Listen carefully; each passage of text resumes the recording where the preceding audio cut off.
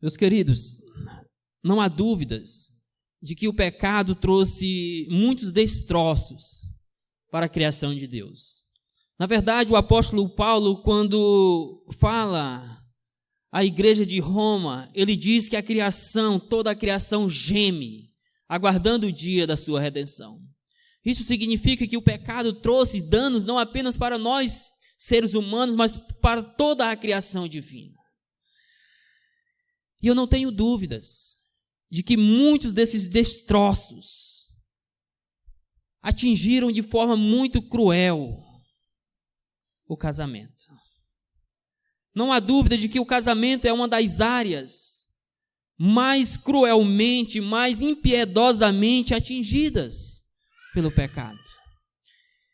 E isso não é de nos causar espanto, porque o casamento foi a primeira instituição divina, algo criado por Deus com propósitos santos para a glória dele, para nos abençoar como seres humanos.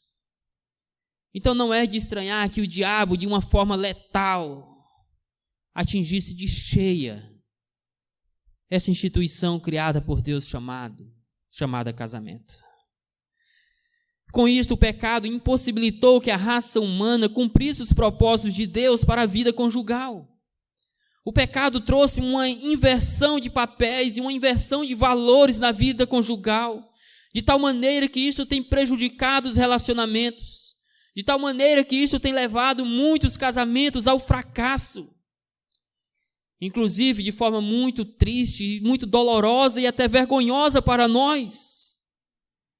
Nós vemos o número de divórcio crescendo de forma assustadora, também no meio cristão, no meio evangélico. Então, por um lado, nós temos casamentos fracassados, que acabam nos corredores dos tribunais. Por outro lado, nós temos casamentos em crises, em dificuldades, que se suportam um ao outro apenas. E ainda por um outro lado, nós temos aqueles que estão optando pela alternativa de não se casar, e não porque têm o dom do celibato, do solteirismo, mas porque estão com medo de entrar no casamento. Eles não querem para ele, muitas vezes, aquilo que aconteceu com seus pais, que aconteceu com seus familiares, que tiveram casamentos destroçados, que tiveram crises, que presenciaram crises nos seus lares, e alguns optam: eu não quero esse tipo de casamento, eu prefiro ficar solteiro. Meus irmãos, o pecado é muito cruel, é impiedoso, e o casamento tem sofrido desde a sua criação, ou desde que foi criado, e o pecado entrou e interferiu nessa criação divina. E diante desta realidade cruel, o que é que nós precisamos, se não voltar urgentemente às Escrituras Sagradas? Se não mergulhar nos ensinos bíblicos e resgatar os princípios de Deus para a vida conjugal? E a Bíblia é rica sobre isso. Há muitos e muitos textos que nos instruem a respeito dos propósitos de Deus para o casamento. Mas eu não tenho dúvida que um dos textos mais esclarecedores está em Gênesis capítulo 2, versos 18 a 25. Texto este que celebra o primeiro casamento, não a partir de uma figura humana, de um padre, um pastor, um juiz ou qualquer outra pessoa, mas é o próprio Deus. É o próprio Criador dos céus e da terra, o doador da vida, que está celebrando o primeiro casamento lá no Jardim do Éden. E nesta celebração ele nos traz princípios que são extremamente necessários estar nas nossas vidas diárias. Mas antes de lermos o texto, vamos pensar ainda sobre algumas coisas que já aconteceram aqui no livro de Gênesis até o capítulo 2, verso 18. No capítulo 1, até o início do capítulo 2, você vai perceber que há relatos da criação que mostram que Deus criou todas as coisas e que Deus fez isso de uma forma organizacional e perfeita, e tudo isso está apontando para aquilo que Deus vai fazer logo mais à frente, que é o casamento, que também será perfeito, será bom. Você já parou para olhar como que Deus criou todas as coisas de forma boa, perfeita e organizada? Você já percebeu que Deus não criou, meus queridos irmãos, uma coisa que depende da outra sem antes a presença desta? Deus não criou, por exemplo, os peixes sem antes não ter criado as águas. Isto mostra o princípio da organização e da perfeição divina na sua criação. Após criar o homem, Deus lhe outorgou autoridade sobre toda a criação. Deus nomeou o homem como o mordomo de todos os animais, de tudo quanto foi criado. No entanto, na conclusão deste processo, ou antes da conclusão desse processo de criação, Deus concluiu que faltava ao homem alguém que lhe fosse idôneo, ou no caso idônea, que é a mulher. E assim ele forma a mulher da própria carne deste. Já para nos mostrar alguns princípios que estão presentes no casamento, Deus forma a mulher da própria carne do homem para que ela seja ossos dos seus ossos. Deus continua poderoso, Ele poderia ter criado a mulher com o poder da sua palavra, Ele poderia ter formado a mulher do pó da terra como fez ao homem, mas Ele decidiu que para nos mostrar princípios conjugais relevantes para a nossa vida, Ele teria que criar a mulher do próprio homem. E com a criação da mulher, Deus dá início à celebração do primeiro casamento. No entanto, bem sabemos que o pecado tão logo atingiu essa criação divina. E com isso o pecado ofuscou os olhos de Adão e Eva e também os nossos, de tal maneira que não conseguimos, às vezes, enxergar algumas verdades que são centrais da palavra de Deus para nossas vidas, principalmente na vida conjugal, que é o foco desta noite. E com isto em mente, é muito importante que nós possamos buscar conhecer qual é a perspectiva bíblica sobre o casamento. E isto é necessário para que possamos saber lidar com certas situações que sempre estão presentes na vida conjugal desde que o pecado entrou no mundo. Isto é necessário para que esta união conjugal possa se manter de forma gloriosa. Eu queria ler o texto de Gênesis 2, 18 a 25 agora. E em seguida nós vamos para algumas verdades extremamente importantes, ou algumas ações importantes que esse texto vai nos mostrar a respeito do casamento. Diz a palavra. Eu leio na versão Nova Almeida atualizada, que diz assim: O Senhor Deus disse ainda: Não é bom que o homem esteja só. Farei para ele uma auxiliadora que lhe seja idôneo a ele. Havendo, pois, o Senhor Deus formado da terra todos os animais do campo e todas as aves dos céus, trouxe-as a Adão para ver que nome lhes daria.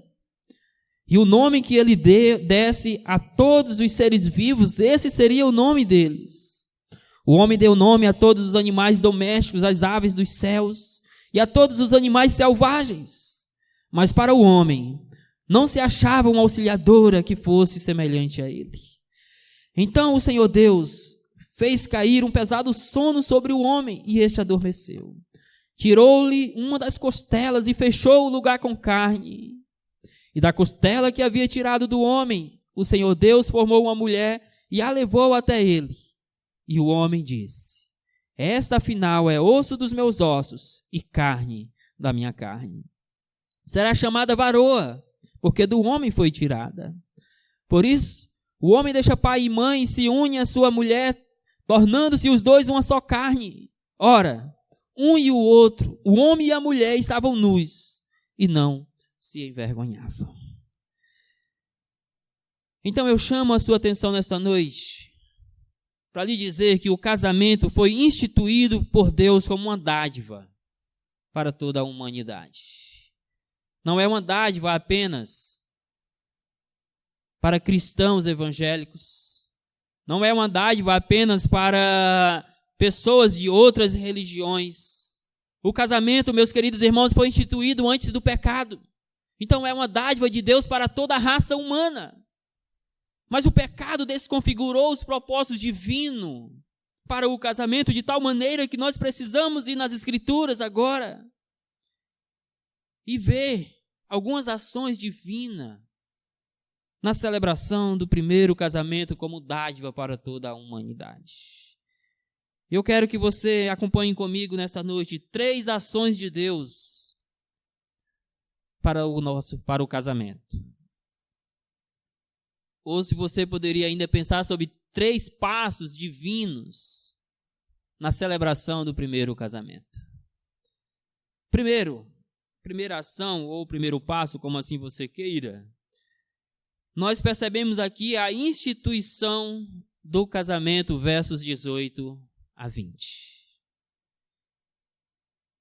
E é evidente que essa instituição, ou que este casamento foi instituído pelo próprio Deus. Não partiu da necessidade, ou melhor dizendo, não partiu da iniciativa de Adão, embora ele tivesse sim a necessidade, partiu do próprio Deus.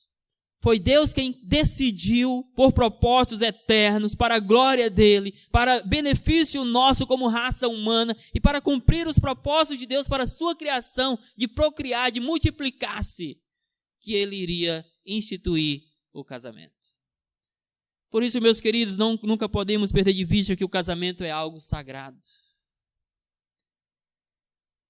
E veja aí, que inicialmente o texto vai nos mostrar o próprio Deus declarando a necessidade do casamento. Isso no verso 18, disse mais o Senhor Deus, não é bom que o homem esteja só. Deus formou todos os animais com os seus respectivos pares. Deus formou o homem do pó da terra. Ele olha para a sua criação que ele vem conceituando como sendo boa. Mas quando ele olha para o homem, ele diz, falta algo ainda para ficar melhor. Necessita de uma mulher para o homem. Meus queridos, é o próprio Deus que sabe, que soberanamente sabe da necessidade da vida conjugal, da necessidade do casamento. Foi Deus quem olhou para Adão e Eva e percebeu, ou ele já sabia, na verdade, que Adão precisava de uma esposa. Aqui já podemos abrir um parêntese para falar para você jovem, para você adolescente que às vezes pode estar pensando de forma precipitada. Deus conhece o seu coração. Deus conhece você porque foi Ele que te formou, foi Ele que te deu a vida. Então não sejam apressados para o casamento. Deus sabe. Se você não tem o dom do celibato, Deus sabe da sua necessidade de casar-se. Então espere no Senhor, espere o momento de Deus, deixe que Deus realize o seu casamento. Meus irmãos, não é bom que o homem esteja só, isso é um princípio geral, para nos mostrar o quanto a raça humana necessita do casamento. E há vários motivos pelos quais nós poderíamos pensar nessa necessidade. Por exemplo, o casamento, ele aplaca, meus queridos irmãos, um dano moral da raça humana. Sim, o casamento evita que homem e mulher vivam na prostituição, na fornicação. Então, o casamento aplaca um problema moral que nós, seres humanos, temos. O casamento, meus queridos irmãos, aplaca um problema social, porque ele traz também uma estrutura social. Entre outras coisas. Mas saia daqui nesta noite ciente de que é Deus quem conhece as nossas necessidades. Mas depois nós vemos que a instituição do casamento foi uma iniciativa do próprio Deus. Deus não apenas observou a necessidade, o problema do homem, mas Deus também providenciou meios, Deus teve iniciativa para que este problema fosse solucionado, para que o primeiro casamento pudesse acontecer lá no Éden, no paraíso de Deus. quando o pecado ainda não havia entrado no mundo. E aí, olhando para aquele homem, criado à sua imagem e semelhança, percebendo que não era bom que aquele homem vivesse só, até porque ele precisava dar continuidade aos propósitos divinos para a criação, de, por exemplo, de procriar, de multiplicar-se, de ter filhos. Então ele diz ainda: far-lhe-ei uma auxiliadora que seja idônea. Em outras palavras, Deus está como que dizendo: eu lhe farei a parte que lhe falta, eu lhe completarei. E como que Deus fez isso? Criando a mulher, trazendo-a até ele, dando-lhe como esposa e celebrando aquele primeiro casamento, para que eles pudessem viver em unidade, em comunhão, para que eles pudessem entender que aquele casamento de fato era algo santo, sagrado, instituído por Deus, e que eles deveriam viver para a glória de Deus. Meus irmãos, como nós precisamos desta percepção a respeito de casamento. De que casamento não é um contrato social. Casamento é algo divino, que é o próprio Deus que celebra. Que casamento não é uma aliança entre um homem e uma mulher apenas, é uma aliança sim entre você e a sua esposa, mas é uma aliança feita diante de Deus. Que é Deus quem está testemunhando e testificando e corroborando com a sua aliança com o seu cônjuge. Nós não podemos deixar que a cultura influencie nossa vida conjugal. Nós não podemos deixar que valores mundanos destruam nossos casamentos. Precisamos vê-los como algo divino, como algo feito por Deus, para nos abençoar, para suprir necessidades específicas que toda a raça humana tem. Foi Deus quem teve a iniciativa de celebrar o primeiro casamento. O meu conselho a você jovem, você adolescente, é que você tenha paciência. Tenha paciência. Espere em Deus. Não se precipite e dê o primeiro passo. Deixe que Deus mostre a pessoa certa para você. Mediante a oração, buscando a vontade de Deus, a percepção da palavra de Deus, e Deus vai lhe direcionar. É muito triste, meus queridos, mas a cada dia que passa, cresce também o número de jovens que simplesmente iniciaram uma relação de forma precipitada, até mesmo às vezes constituir o casamento, mas tão jovens estão se separando, tão jovens. Meu conselho para você, jovem, é que você aguarde o momento de Deus. Espere que Deus lhe dê uma mulher idônea.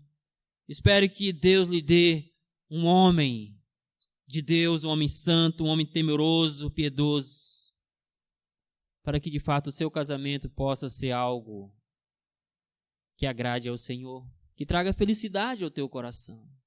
Porque o casamento é sim uma dádiva de Deus, é uma bênção de Deus. O problema é que nós estamos desfigurando esta dádiva com valores que são do mundo. Mas veja ainda, a forma com que Deus vai, de alguma maneira, mostrar para Adão que ele tem esta necessidade, que ele precisa também de uma varoa, de uma mulher idônea. Deus viu, Deus já identificou a necessidade. Não é bom, Adão, que você esteja só. Você precisa de alguém que te complete, de alguém que seja idônea. E aí, diz o verso 20, que Adão deu nome a todos os animais domésticos, às aves dos céus, a todos os animais selváticos. Para o homem, todavia, não se achava uma auxiliadora que lhe fosse idônea. Isso porque, meus queridos, esta joia divina ainda ia ser criada a partir do próprio homem. E Adão precisava também perceber essa necessidade que ele tinha de uma varoa, para que quando ele a recebesse, ele pudesse ter a ação que de fato ele teve, de reconhecê-la como uma dádiva de Deus, de reconhecê-la como uma mulher idônea, dada por Deus para ele, para viverem a dois da vida conjugal. Este princípio do verso 20 nos mostra o quanto a raça humana necessita do casamento. Cristãos e não cristãos necessitam do casamento. Para aplacar um problema moral, um problema de sexualidade, para aplacar um problema social, para cumprir as ordens de Deus, para procriarem, para terem filhos, para multiplicarem-se sobre a terra, mas também para viverem no companheirismo a dois, se respeitando, se honrando, mantendo-se fiel um ao outro, glorificando a Deus por meio desse relacionamento conjugal. Meus queridos, o casamento não foi algo criado pelo homem. Não foi Adão que disse, olha, Deus não é bom eu estar só, eu quero alguém para mim. Não foi Adão que disse, Senhor, eu quero porque eu quero uma esposa. Foi Deus quem criou o casamento. É uma dádiva divina para a sua vida. Mas uma segunda ação de Deus nesse texto aqui é que agora Deus já instituiu o casamento. Ele viu a necessidade, ele tomou a iniciativa, ele foi até Adão e Eva. Adão deu nome a todas as coisas, mas não conseguia achar alguém para ele. Agora vem o outro passo, que são os preparativos para o casamento, a preparação para o casamento. Normalmente, este é um momento, esses momentos preparativos, que às vezes duram meses, não é? É um momento que traz preocupações, inquietações, mas muita alegria, principalmente para a noiva. Mas aqui foi diferente. Aqui só tinha o noivo por enquanto. Mas Deus vai criar a mulher. Deus vai nos mostrar como que Ele está preparando todas as coisas, para que finalmente, lá mais à frente, no ponto 3, que nós vamos ver, houvesse a consumação do casamento. Veja comigo versos 21 a 23. E primeiramente nós vemos a iniciativa de Deus em formar a mulher do homem, a partir do homem, porém sem nenhuma necessidade do mesmo. Então o Senhor Deus fez cair um pesado sono sobre o homem e este adormeceu. Tomou uma das costelas e fechou o lugar com carne. Meus irmãos, Adão e Eva foi um ser humano igual eu e você. E ele sente dor, ou sentia dor igual eu e você. Se você cortasse com algo, por menor que seja o corte, você vai sentir dor muito grande. Agora você imagine o sono que Deus trouxe a Adão nesse momento. De tal maneira que Deus tirou uma costela de Adão e ele continuou adormecido. Ele fechou aquele lugar com carne. Ele continuou adormecido. Deus fez aqui, podemos aqui abrir um parêntese, Deus fez a primeira cirurgia humana. Tirou a costela, fechou o lugar com carne, e da costela formou a mulher. Este casamento, instituído por Deus, preparado por Deus, é uma dádiva para nós, é uma bênção que nem mesmo merecemos, porque veja que o homem não teve participação nenhuma neste casamento. O princípio, meus queridos, que temos que ver aqui é que é Deus que precisa estar à frente do nosso casamento. Se você pretende casar, é Deus que tem que estar à frente do seu casamento. É Deus que tem que instituir, é Deus que tem que preparar. É claro, você vai fazer aqueles outros preparativos que são próprios, comes e bebes, trazer convidados e tudo mais. Mas o mais importante é a sua união com o seu cônjuge. E esta união tem que ser preparada por Deus. O passo tem que ser divino. Você tem que contar com a graça de Deus. Você tem que buscar a convicção de que isto é da vontade de Deus para a sua vida.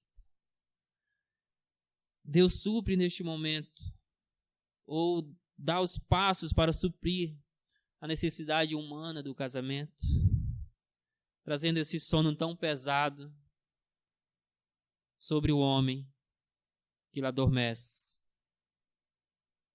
E Deus vai lá e tira um pedaço dele para formar a mulher. Já nos mostrando também nesta ação o princípio da unidade do casamento, o princípio do companheirismo do casamento, o princípio do vínculo que precisa haver no casamento. E é por isso que os dois tornam-se uma só carne, como nós vamos ver mais à frente. Mas veja em seguida Deus entregando ao homem a sua esposa. Dá para imaginar a alegria de Adão neste momento? Depois dele ter dado nome a toda a criação, ter visto todos os animais com os seus pares e ele dando nome a um e a outro, e para ele não tinha ninguém, ele estava sozinho, e de repente Deus vai lá e faz essa ação, cria a mulher e a traz até ele. Deus está entregando ao homem a sua esposa.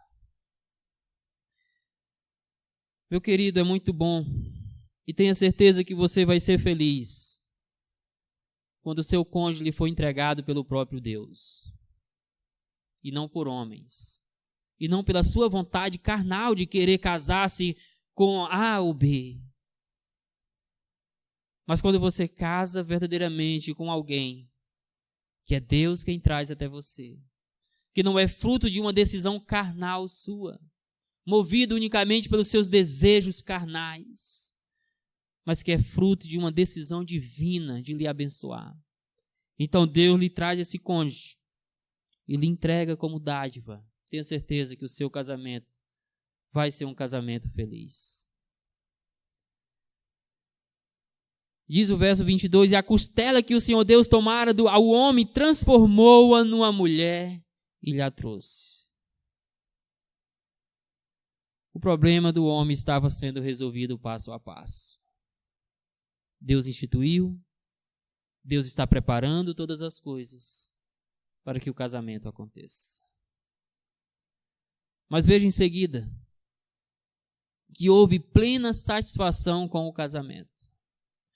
Sabe o que acontece quando o seu casamento está dentro dos propósitos de Deus? Quando a pessoa com a qual você se casa é alguém que Deus trouxe para você. Quando você vivencia dentro da vida relacional os princípios de Deus e da palavra dele, vai haver satisfação no seu casamento. Vai haver alegria. Vai haver regozijo no seu casamento, porque é um casamento que foi aprovado por Deus, que foi preparado por Deus. E não inicialmente por você, não inicialmente por famílias, mas pelo próprio Deus. Veja o que diz o verso 23. Disse o homem, quando Deus trouxe-a para ele, disse o homem, esta afinal é ossos dos meus ossos e carne da minha carne. Adão percebeu, esta saiu de mim. Chamar-se-á varoa, porquanto do varão foi tomada. Sabe o que Adão está mostrando aqui? Senhor, eu estou satisfeito com a esposa que o Senhor me deu.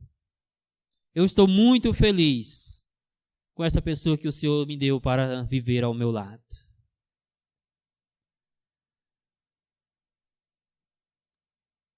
Meus queridos, quando o casamento vive a partir da vontade de Deus, também vai haver essa satisfação e felicidade na sua vida. Agora, você é feliz com o seu cônjuge? Você sente plena satisfação com o seu cônjuge?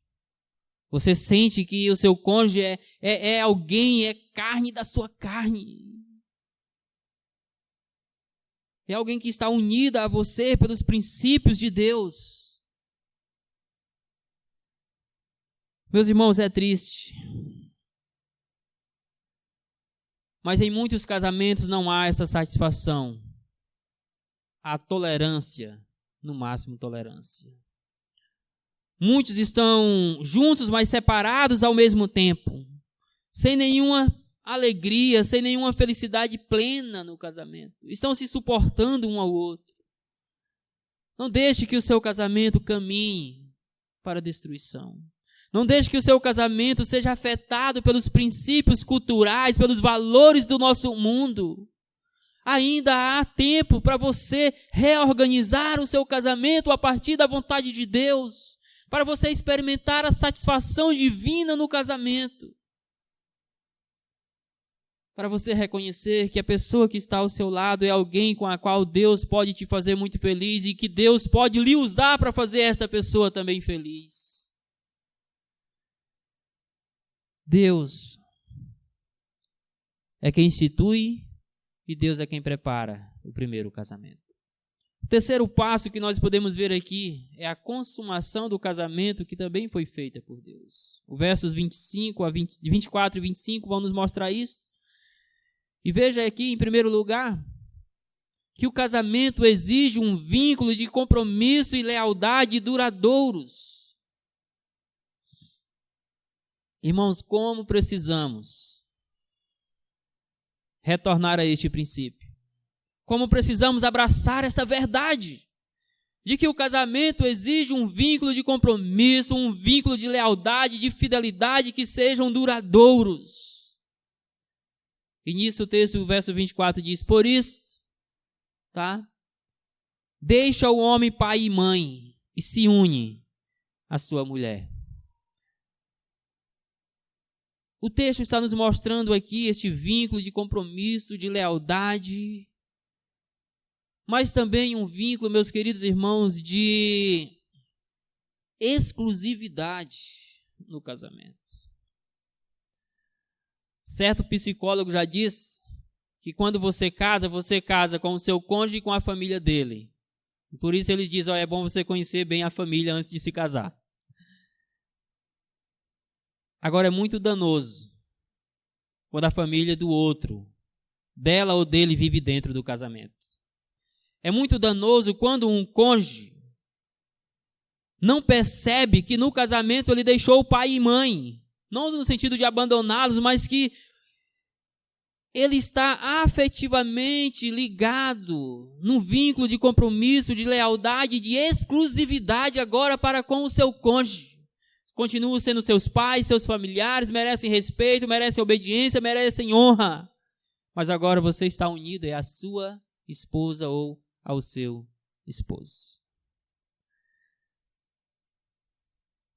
Infelizmente, muitos casamentos não têm respeitado este princípio, não têm vivenciado este princípio de que a vida conjugal envolve um vínculo de compromisso feito um com o outro. Que é o marido deixando a sua casa, que é a esposa deixando a sua casa, para dizerem, vamos viver juntos essa união que Deus criou. Mas observe em segundo lugar, o princípio da unidade e intimidade do casamento. Se por um lado há um vínculo de compromisso, de lealdade, de exclusividade de um para com o outro, há também um princípio de união, de intimidade dentro do casamento. E uniciar a sua esposa ou a sua mulher, tornando-se os dois uma só carne. O unir-se nos mostra o princípio da unidade, da comunhão, do companheirismo que é necessário haver dentro de um casamento para que ele possa dar certo.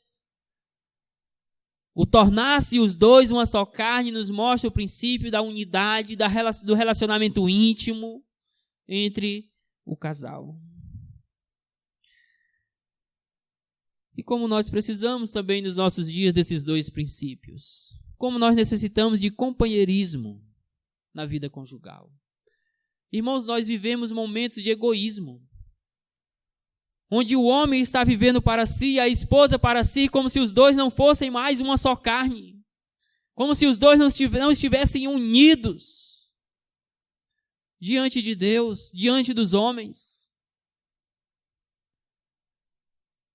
E por isso há muitas intrigas, está havendo muitos divórcios, porque não estamos mais respeitando os princípios da palavra de Deus, os valores eternos de Deus para o casamento.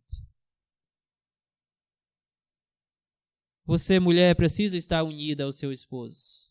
Você, esposo, precisa estar unido à sua mulher, vivendo em companheirismo, vivendo em comunhão, porque para isso Deus uniu vocês. Quer seja na alegria, na tristeza, nos momentos de lutas, nos desafios, ou nos momentos de bonança, Deus os uniu para estarem juntos em todos os momentos. E é por isso que a palavra de Deus declara que o casamento é algo duradouro que deve ir até que a morte os separe. Isso significa que, aos olhos de Deus, esta unidade conjugal, essa intimidade conjugal só pode ser rompida com a morte de um dos cônjuges. Por fim, veja que o casamento deve ser vivido nos princípios da moralidade e da integridade cristã. Deve ser vivido nesse vínculo de compromisso, lealdade, exclusividade. Deve ser vivido nesse princípio de unidade e intimidade. E deve ser vivido nos princípios da moralidade e da integridade cristã. Meus queridos irmãos, muitos casamentos, e é lamentável, é com dor no coração que temos que concordar que muitos casamentos, até em nossas igrejas evangélicas, estão chegando ao seu fim por causa de atos de imoralidade dentro do casamento. Infidelidade conjugal.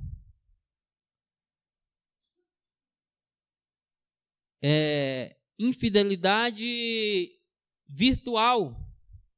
Você sabia que agora já tem isto? Muitos casamentos estão se acabando por causa de infidelidade virtual. Cônjuges que estão viciados em pornografia. E isso tem prejudicado o casamento.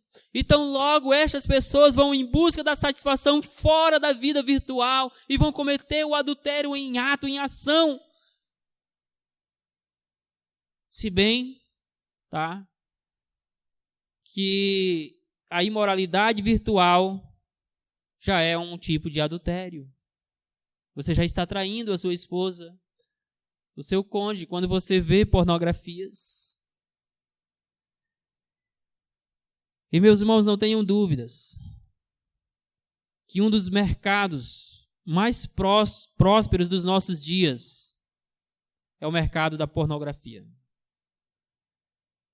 Adolescentes não estão fora disso.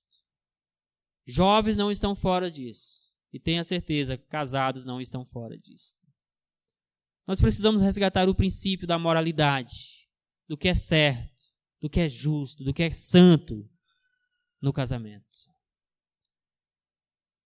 Diz o verso 25, ora, um e o outro, homem e mulher, estavam nus e não se envergonhavam. Por que não se envergonhavam? Porque ainda não havia o pecado entrado no mundo. Porque eles estavam dentro da moralidade que agrada a Deus. E o casamento estava dando certo e continuaria dando certo dentro destes princípios, dentro destes valores. Moralidade, integridade na vida conjugal nós precisamos para os nossos dias. Integridade da figura masculina, integridade da figura feminina. Nós andamos para a nossa conclusão. E retornamos, meus queridos, a dizer, sim, o pecado trouxe destroços para toda a criação divina. E uma das áreas mais afetadas pelo pecado se chama casamento, família. Mas há uma esperança para o seu casamento. Há uma esperança para a sua família, há uma esperança para você jovem que sonha em ter um casamento feliz. E esta esperança está em entender de forma adequada as verdades de Deus para a vida conjugal. Está em saber que o casamento foi instituído por Deus, que o seu casamento precisa ser preparado por Deus e que o seu casamento precisa ser consumado pelo próprio Deus.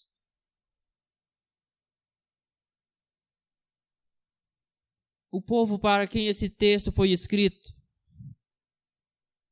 foi o povo de Israel. Moisés escreveu este texto que lemos e estudamos originalmente para a geração de israelitas, aquela mesma geração que passou centenas de anos, mais de 400 anos, escravizadas lá no Egito, vivendo no meio de povos pagãos. Foi para quem Moisés escreveu o livro de Gênesis. Este povo estava em peregrinação para a terra prometida. Estava lá na sua jornada no deserto. Mas eles haviam saído do meio do paganismo. Meus queridos irmãos, enquanto eles estavam no Egito, eles sofreram influências de pessoas pagãs. Eles sofreram influência de princípios culturais pagãos. Eles sofreram influências de valores mundanos para a estrutura familiar. E Deus está constituindo um povo seu. Deus está constituindo uma família espiritual para ele.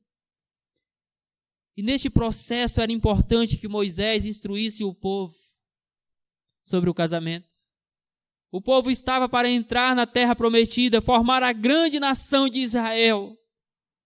Mas eles precisavam saber os princípios e os valores de Deus para o seu casamento e para a família que eles iriam constituir ali na terra prometida. Eles precisavam compreender que o casamento é uma instituição teocêntrica. Eles precisavam saber que o essencial para que um casamento possa dar certo, possa ser feliz, possa haver satisfação, é aplicar os princípios de Deus no casamento. Certamente, vamos para os nossos dias, olhar para os nossos dias. E certamente não há como pensar em casamento hoje também e não levar a nossa mente para os princípios da palavra de Deus. Princípios, meus queridos irmãos, que precisam ser reguladores para o casamento. Se você quer ser feliz no seu casamento, se você quer ter um casamento duradouro, se você quer fazer o seu cônjuge feliz, ele precisa ser regulado pela palavra de Deus. E quando nós pensamos em casamento, nós pensamos hoje nas instruções também de Jesus Cristo. Alguns princípios, por exemplo, registrados em Marcos capítulo 10, versos de 2 a 9, que nos desafia a refletir sobre a seriedade do casamento, sobre a relevância do casamento na ótica divina. Você precisa entender casamento a partir da ótica de Deus. Você precisa ver o casamento como um compromisso duradouro, até que a morte os separe. Você precisa compreender o casamento como uma dádiva de Deus para a sua felicidade e a felicidade do seu cônjuge, mas acima de tudo, como uma forma de glorificar a Deus.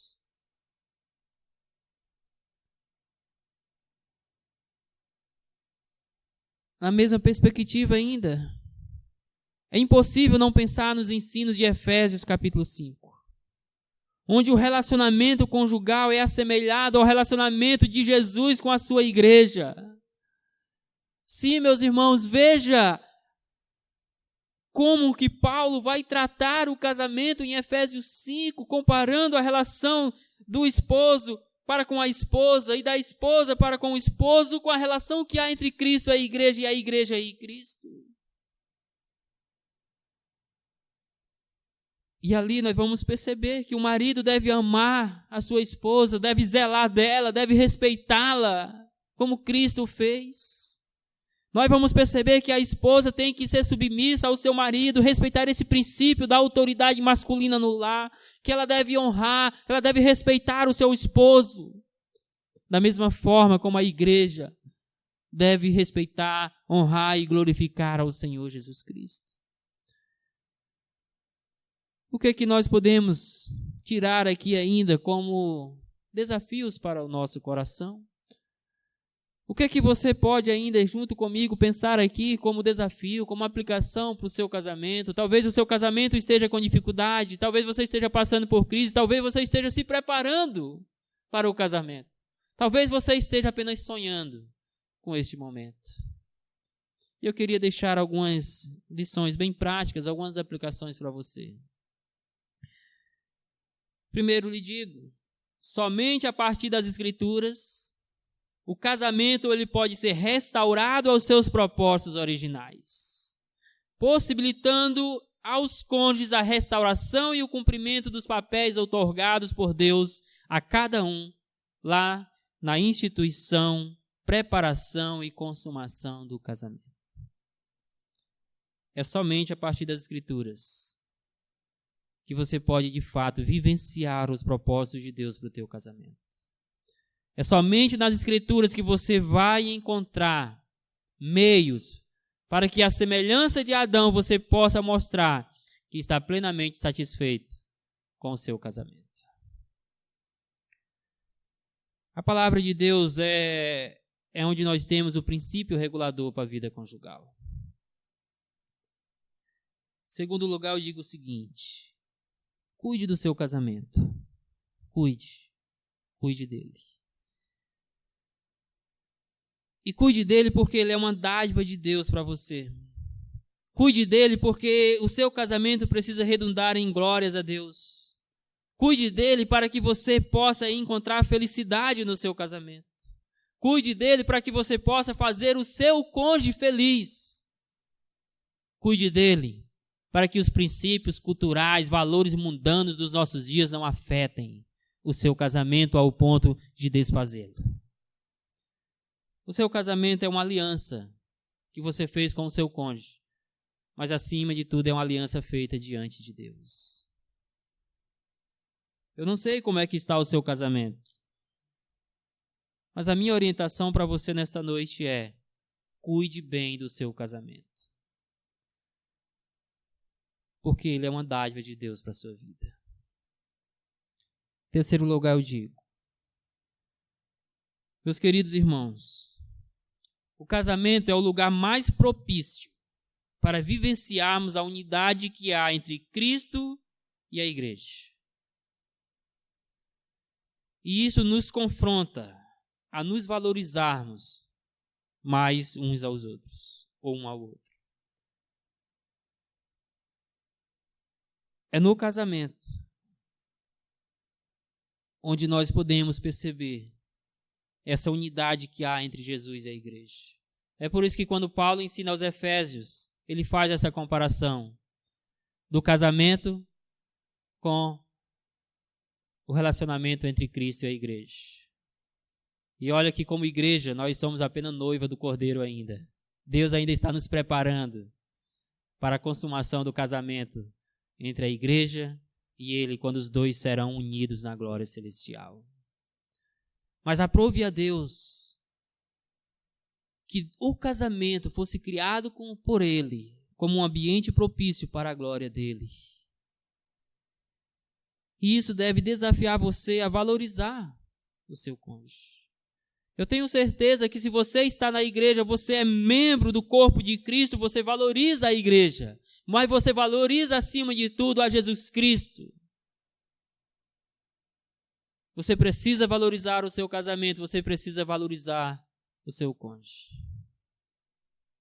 Em quarto e último lugar, eu digo, em momentos em que a cultura tem valido mais do que as Escrituras, tem falado mais alto do que as Escrituras na vida de muitos casais, precisamos, mas essa não é uma necessidade para ontem, é algo urgente.